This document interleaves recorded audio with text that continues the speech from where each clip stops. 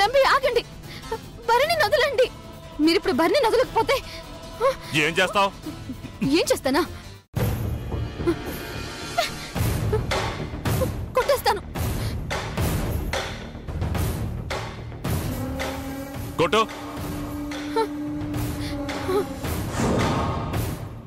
Please Nambi, అర్థం చేసుకో. బాగా అర్థమయ్యారు.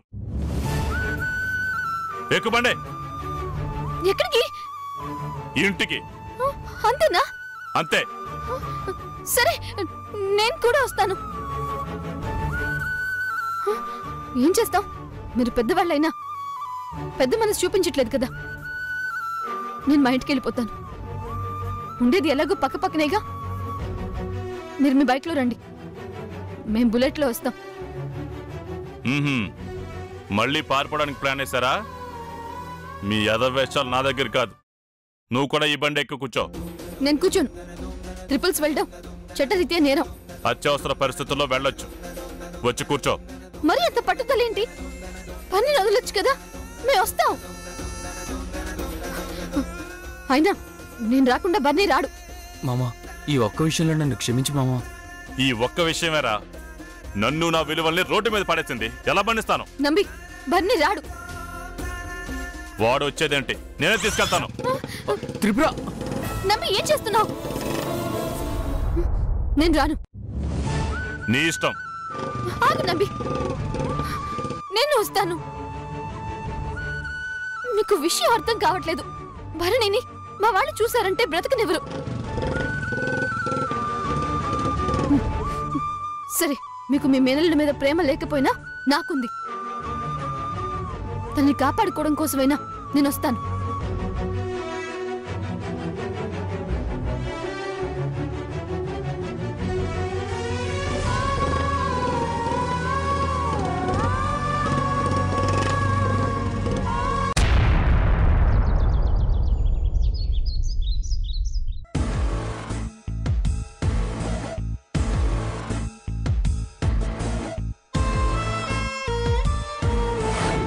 బండే పోయింది.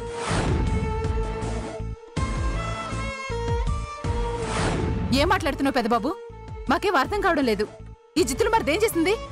అన్ని చేయకూడని పనులే కదమ్మా చేస్తుంది. చెల్లిని వాడిని మళ్ళీ తప్పించింది.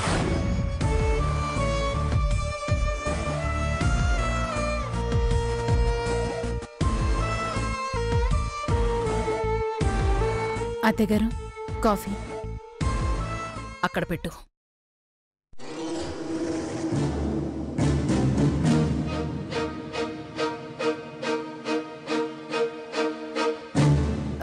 అత్తయ్య గారు, ఎస్ఐ గారు త్రిపుర గురించి ఏమైనా చెప్పారా? చెప్తే నీకు చెప్పనా కృష్ణవేణి? అయ్యో, వేరే విధంగా అనుకోద్దు అత్తయ్య గారు.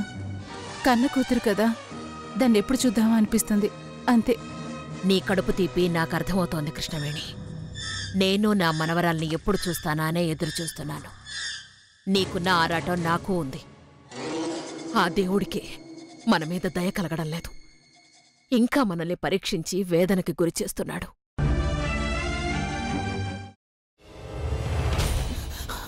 నువ్వు ఇంకేమన్నా చెప్పాలా? ఇంకేమన్నా అబద్ధం చెప్పాలనుకుంటే చెప్పేయి. నేను చూడాలనుకుంటున్నాను నన్ను మోసం చేయడానికి నువ్వు ఎంత నీచానికి దిగజారగలవు అని. ఎందుకు ఆలియా, ఎందుకు నువ్వు ఇలా చేసావు? నీకు తెలుసు కదా, నానమ్మ తర్వాత నీ ఒక్కదానిని కదా నేను పూర్తిగా నమ్మేది.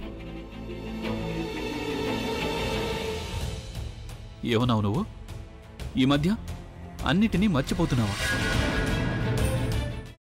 అది చాలు. వాటిలో ఉన్న శక్తి విషయాన్ని గ్రహించి మనకు వివరిస్తాయి.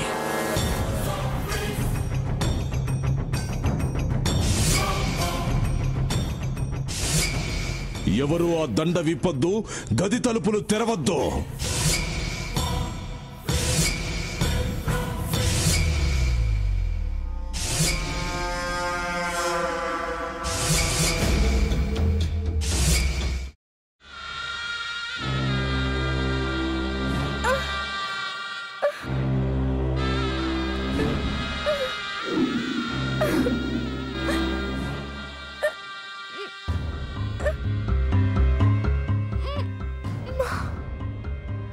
బాబాయ్ వద్దు బాబాయ్, నేను చేయొద్దు బాబాయ్, ప్లీజ్ బాబాయ్. నీకు నిజం తెలిసినప్పుడే నా ఆలోచనలో నువ్వు చచ్చిపోయావు. అబ్బా ప్లీజ్ కొంచెం తినండి ప్లీజ్. భీమారావు గారు మీరా? ఇగో మీరా కాదు సక్కుబాయ్. అవును, మీ పనామే లేచిపోయిందని చెప్పి కంప్లైంట్ ఇచ్చినావు కదా. రేయ్, ఆయన కంప్లైంట్ ఇచ్చింది లేచిపోయిందని కాదు, కనిపించడం లేదు అని. అట్లానా? సరే మేడం. ఇడియట్. ఆ వంట మనిషి పేరేంటన్నారు? రత్తాలు మేడం. ఏం పెద్ద మంచి, నీ వంట మంచిని కూడా మేడం అని పిలుస్తావా? రేయ్ హాఫ్ బ్రెయిన్,